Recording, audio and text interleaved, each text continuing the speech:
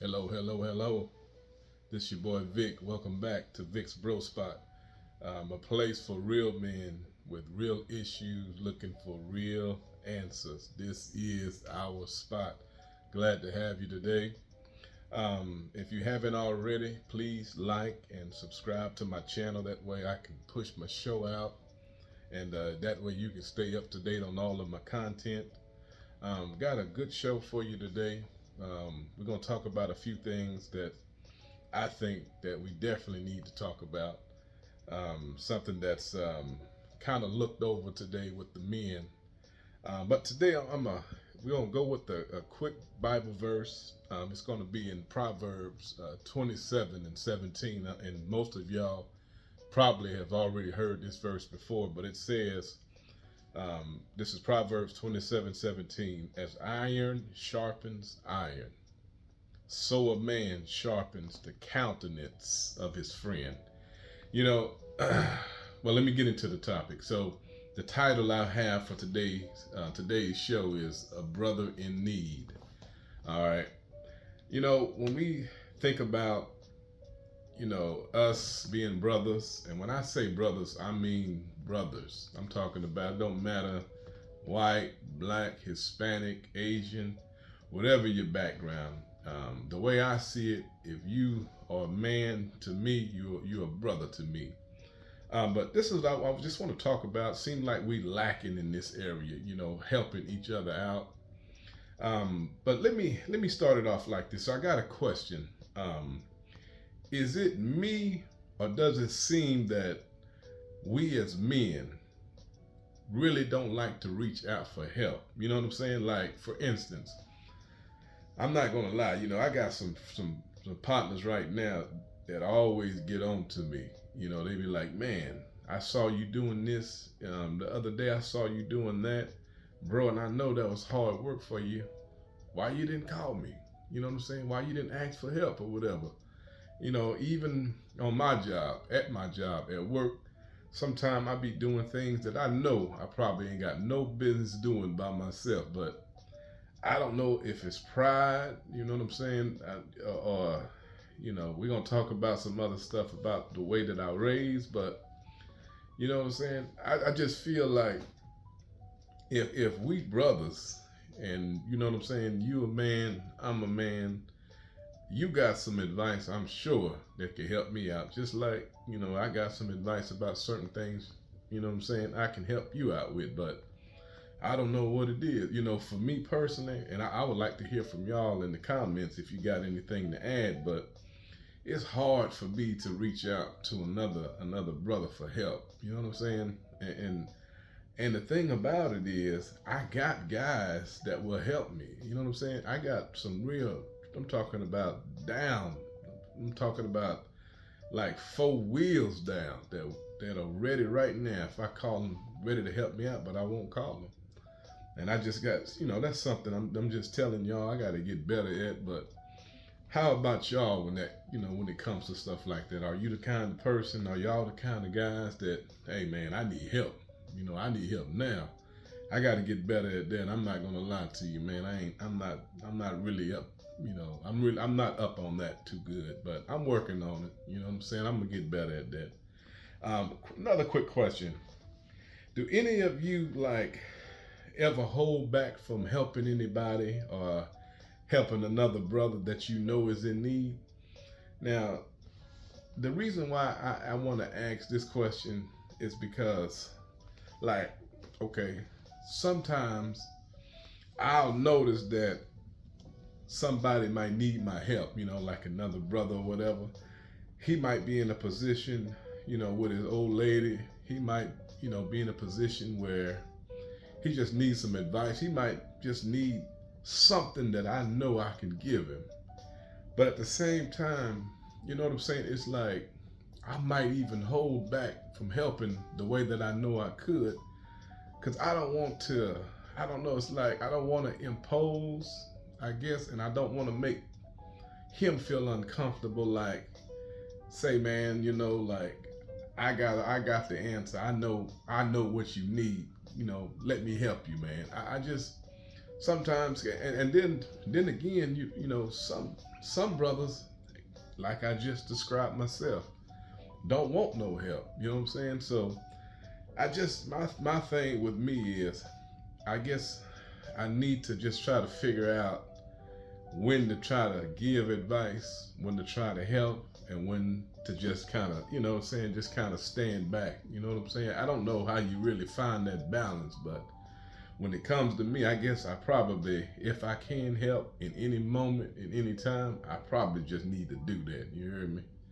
Um, but sometimes, man, like I said, I just get into a place where, you know, I be, you know, you're thinking, should I say this? You know, um, should I offer that? But then again, I don't know how he might take. He might try to, you know, he might be trying to say or think that I'm overstepping my boundaries. So that's just a fine line. But if you know, two brothers that are brothers and real men really shouldn't be thinking that way. But that's just, once again, you know, something that I have to get better at. And maybe you are already good at it. And if you are, I'd love to hear from you, man. Put some comments down there and shoot, tell me how you can help me out. So I got another question though. How many of y'all on here now are actually willing to go out of your way to help a brother in need? You know what I'm saying? Like some people, it's like second nature to them. You know, you don't have to ask them. You don't have to say nothing about it. They just know, okay, hey, this dude here, he needs my help. You know what I'm saying? And but look, check it. Even with that though, sometimes the guy that's always, hey man, here, come on, let me help you out. I'm not gonna lie, for me, sometimes that get on my nerves too. You know, I'm complicated dude, I guess, man. But yeah, if and don't get me wrong, if you are that kind of guy that's willing to always go out and go out of your way to help somebody, that's what's up, man. That's real and that's good. Matter of fact, that's what I want to become. That's the kind of guy I want to be like. But um, you know, I've seen it go both ways. I've seen some dudes to where they're so helpful and they just almost don't want you to do anything. They always willing to jump in. Hey man, let me show you how to do it. I got it for you. Yeah, you can do stuff like that, but let me show you how to do it my way. So I guess, you know what I'm saying? You know what I'm saying?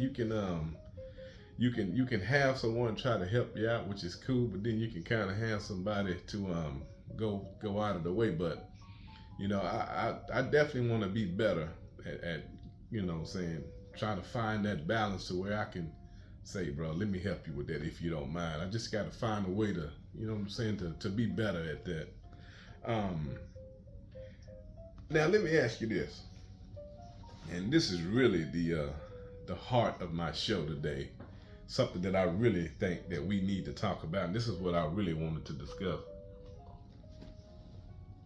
In your opinion, where did this whole idea and this whole thing of you are weak if you ask another man for help, where did that ever come from? You know what I'm saying? Like,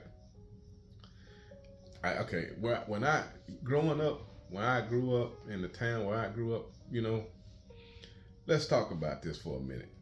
Men don't really talk about their own issues. You know what I'm saying? Now, I can't speak for all races of people because I don't know every race, but I know in the black community, you don't rarely ever find us discussing our problems, our issues in our marriages, issues with our bodies, man, issues at work. We're always, it just seems to me now, and I could be wrong, but it's always that whole situation of, say, man, I'm a man, I got it. And I think that's actually a downfall for a lot of us, man, because if you really think about it, you got some real old school cats out there and some guys that been through some stuff. You ain't even got to be old school.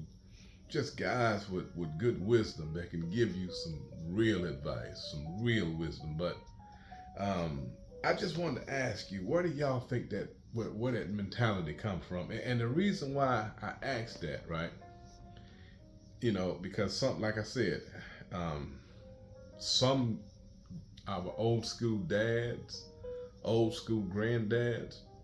See, and I don't want to overstep my boundaries when I say this, but in the black community, and I'm saying black community because I'm black. I can't really speak for all the other races, but where we from, I'm from East Texas country, and where we from, you know what I'm saying?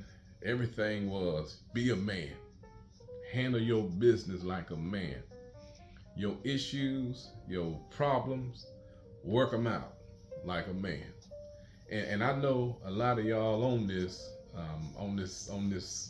show right now can relate to what I'm saying, because some of y'all grew up the same way with the same kind of dads and granddads.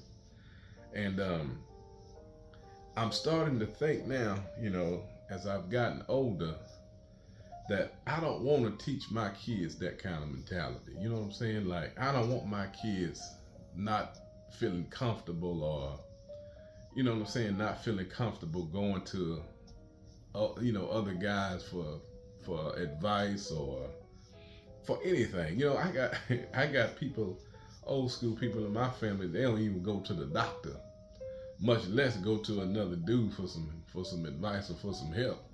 So it's just one of them things, man, that maybe on some things back in the old school, maybe we wasn't taught right on everything.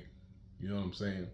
Not saying that all of us are perfect and all of our upbringing was perfect and our parents and grandparents, but I understand they only knew what they knew. They only passed down what they learned. And sometimes I have found, just being a dad, being a father, being you know what I'm saying, that being a husband, it's just a few things that I just can't pass down. I've learned that. But yeah, I just think that maybe that did us some harm. So please weigh in on this, because I'm not gonna lie to you. Everything in my household growing up was, you a man, you don't need other men, you need to just work it out for yourself. Um, and another thing, I wanted to add this. I work around a lot of Hispanics. You know what I'm saying? Real cool dudes. I'm talking about these guys, man.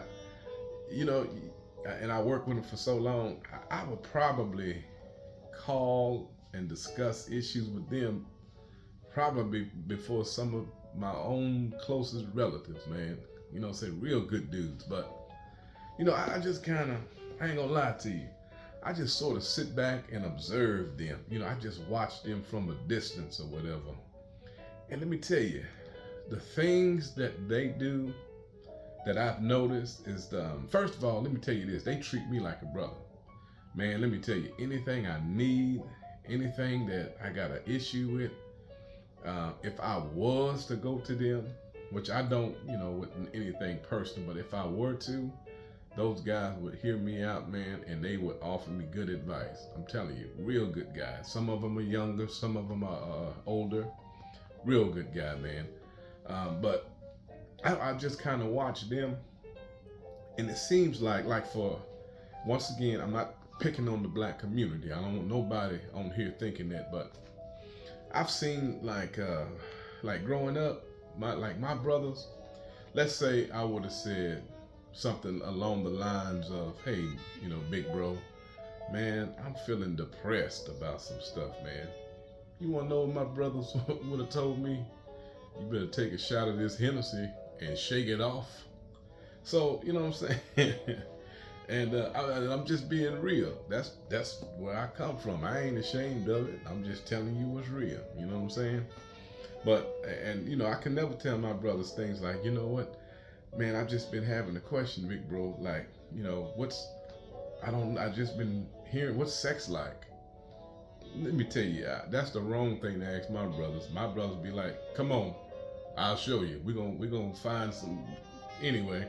But yeah, so it's like, coming from where I come from, I didn't really have the kind of I don't want to put my family down, because I don't ever want them to think that, but I just things were different for me growing up. You know what I'm saying? Where we from, in a small town like East Texas, it is what it is. You know what I'm saying? But that's definitely not the way I want to be. You know, as I grow older, especially with my kids or whatever. But yeah, just back to the Hispanics, man. They first of all they share everything together. The guys that I work with, and I just watch them, man. They always uplifting each other, like just simple things. The dude, you know, we work in maintenance, so the guy be like, "Say, man, you did a good job on that apartment. I just want to let you know." And I was like, "Cool, man." You know what I'm saying? I have to get used to stuff like that, but they get along on everything, man. They share everything, and that's one thing that I've noticed that not all of us. I'm not gonna say the entire black race, but that's something that a lot of us struggle with is just being positive to each other and congratulating each other, sharing with one another. And I want to get better at it myself. You know what I'm saying? But it's been a long ride coming up through the years trying to figure this part out, and especially the way the Bible says it, that you can get a long way in life if you got the right kind of people in your circle. I heard this old saying one time. This was actually from a lady. She said, "You change your circle, you change your life." And like I said, I have been working on. I don't care what color, race. I got a Asian friend right now. Matter of fact, he just left about 2 weeks ago. Dude gave me some awesome perspectives. You know what I'm saying, on life.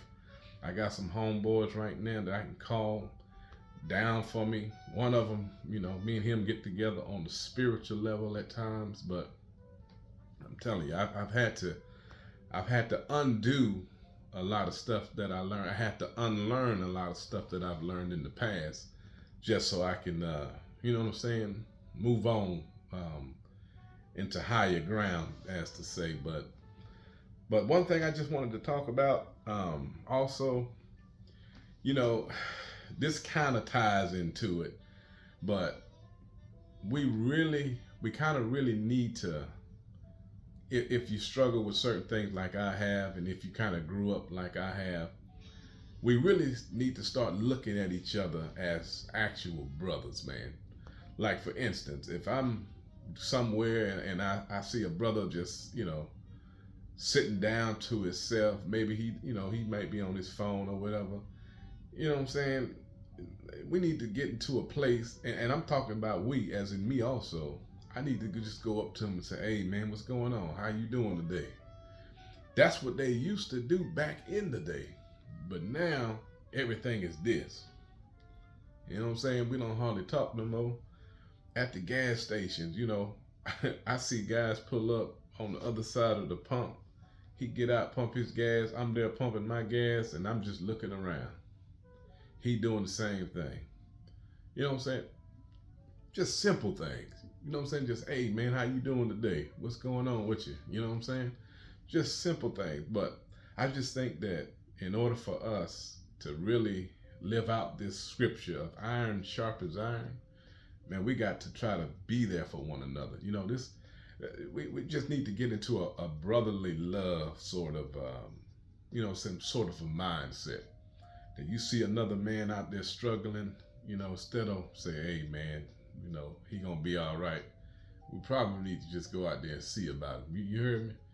You know what I'm saying? I want to even start trying to do things like, if I see one of my brothers who are homeless, man, just go out of my way, like that, like the guy I just described earlier. Certain guys willing to go out of their way. I think we need to do more of that. Like, I think it was either yesterday or I saw a dude, man, and I feel so bad. I saw a dude, and down here where we in Dallas, it's like 100, 105, 106. I saw the dude pull over, man, and looked like I saw some of his family with him. He was doing something to his truck. Man, I should have stopped. But instead, what did I do? I just looked at him, kept on down the road, made it home. But just simple things like that, man. Like, I think we're just gonna have to get into a place where we just gotta leave our comfort zone at times and just be there for one another in a brotherly way. Like, if that was my actual brother, bro, I'd have stopped. But that's the reason why I'll say that I'm looking at it wrong, because if I had that mindset, I would have stopped. You hear me? So we're gonna move this. We're gonna move along a little bit. Like I said, this is just not a show about um, trying to just do things according to the Bible. And like I have told you on the last show, last week uh, we talked about being faithful. That was an awesome show. If you haven't seen it, please go back and watch it. You'll really like it. But yeah, we just want to move this along a little bit, and we want to talk about the big news, especially here where I'm at in Dallas, the Errol Spence and Crawford fight. So, man, it's been a lot of buzz around here. You know what I'm saying? People have been talking about it all over social media lately. Now, I want y'all to chime in when you see this show or whatever. If you got time to comment, I would love to hear what y'all have to say about it. But somebody was asking me, my opinion of the fight, and I got a few things I just want to share with you. And like I said, this is the bro spot, man. We ain't gonna talk just about Bible and stuff like that, but we're gonna talk about just us. This is our spot for life. And even in the comments, man, if y'all got situations and things that y'all want to discuss one-on-one, situations where y'all want to discuss, live, hey, just let me know. That I'm new to this whole format, trying to get this going, trying to build up this whole, this whole platform. So I'm down for whatever. Just talk to me. We'll come to an agreement. We'll figure it out. But yeah, man, this somebody asked me the other day. They said, "What do you think about that? The way that fight was, the outcome?" And I told the guy, I said, "Well, man, to be honest with you, when I looked at it, okay, I get that Errol Spence was definitely, he trained for the fight. You know what I'm saying? The dude showed up. He had a 10-pack. You know what I'm saying? So he was in, awesome shape, and he was ready to fight. And he trained to fight, but to me, it didn't look like he was ready to fight Crawford. If that makes sense. He was ready to fight, but not fight him. And dude just got picked apart, man. But I think that's the surface. Everybody saw that. You know what I'm saying? That wasn't anything that wasn't anything hard to figure out. Looks like Crawford was 2 steps ahead of him. You know what I'm saying? Had the perfect game plan. He must have watched a lot of film. It basically took away his whole arsenal. All right. But I think, man, looking deeper though, I think that dude was really hurt, bro. And the reason why I say that is because I had, down here in Dallas, we all familiar about the car wreck. We know he had that wreck a couple of years ago. Dude was really messed up, man. Didn't even know if he would fight. Face messed up, body broke up. All of us knew that car that he was in. He was over 100 miles per hour. I think they said dude flipped over like I can't remember how many times. So we knew his condition. And I'm gonna be honest, I didn't think he would ever fight again. But then, he had a couple of fights about a year and a half after that, something like that. And I just think that over time, especially after that wreck, I don't believe that. Okay, I'll say this.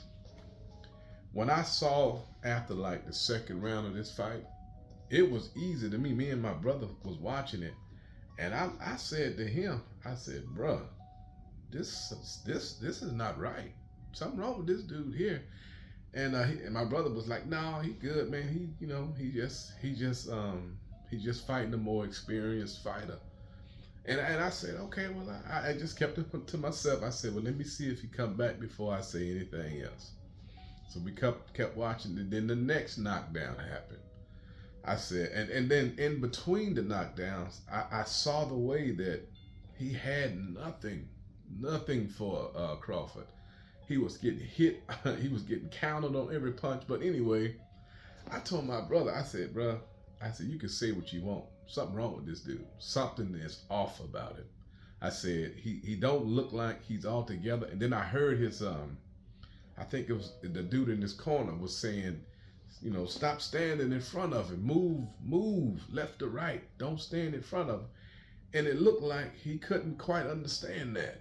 You know what I'm saying? It to me, it looked more like, I don't know, if I would, let's say if somebody was drunk and they was just, you know how it is when you're drunk, you can't keep your balance. You just ain't got it. Your legs are gone, and that's what it looked like to me, man. And then the strangest thing, like I watched, I'm a boxing fan. Some of y'all may be bigger boxing fans than I am, but I love watching boxing, and I've watched boxing since the days of before Mike Tyson. Like, I love boxing, and I can't recall any time that I've watched boxing. Right? Like, I understand. I've seen boxing when dudes' eyes were swole shut. I've seen guys with, like the dude that time had that big spot on his head. I've seen a lot of instances where a referee would meet like the boxer that was messed up in the corner while he was sitting down, check him out, look at his injury, see if he can go on or not. But I ain't never seen it to where, guys in the ring and the doctor come into the ring and check out the dude. I ain't never seen anything like that. That's when I told my brother, I said, bro, something is wrong with this guy. And I don't know how in the world, whoever this doctor was, I don't know how in the world, based off of his assessment, that he's seen anything that would claim that Spence was, able to continue. But like I said, man, I just call it what it is. I said, man, something wrong. But so yeah, I wanted to share that with you, man. Yeah, and like I said, I'm a huge sports fan, huge boxing fan. If y'all got anything y'all want to chime in on that whole situation, like I said, man, being here from Dallas, that was heartbreaking for me. I ain't knocking nothing from Crawford. Dude was outstanding. You know what I'm saying? It is what it is. But like I said, y'all know how we is up here in Dallas, those who are watching this, Cowboys all the way. Hey, by the way, Cowboys look real good in practice, but we looking good. Think this is our year. I've been saying it for the last 20 years anyway. But yeah, man, I just wanted to share that with you. Also, since we was talking about love, trying to spread love to each other, man, I don't have any kind of, I'm sure y'all can find it, any kind of, Facebook connections with Errol Spence. But if y'all got a way that y'all can just send him a message, that's what we talking about today. Man, send him something positive, something encouraging, something that's uplifting to him if you can. And I'm gonna do the same. I'm gonna find some kind of platform that I can reach out, just send him a message. He may not read it. He may read it, but I just want to do that. And y'all do the same. Let him know, man. We you'll come back. And if you need to retire, if he does, man, it's been a great ride. I love the dude, but his life and his health is worth more than boxing. So now I know some people be like, well, that's millions of dollars too. Well, I don't think money should dictate your life or your health, bro. But that's all I got for today, man. You know what I'm saying? I appreciate the time. I'm still working out the bugs of this whole thing. Hoping to go live soon. Hoping to be able to have people chime in while I'm able to sit and talk with y'all. But it's been a good day. It's been a good show. I've enjoyed y'all. Once again, please like my channel, subscribe to my channel. Like the show, I'm sorry. Subscribe to the channel. And hope to see y'all again next week. Y'all be safe.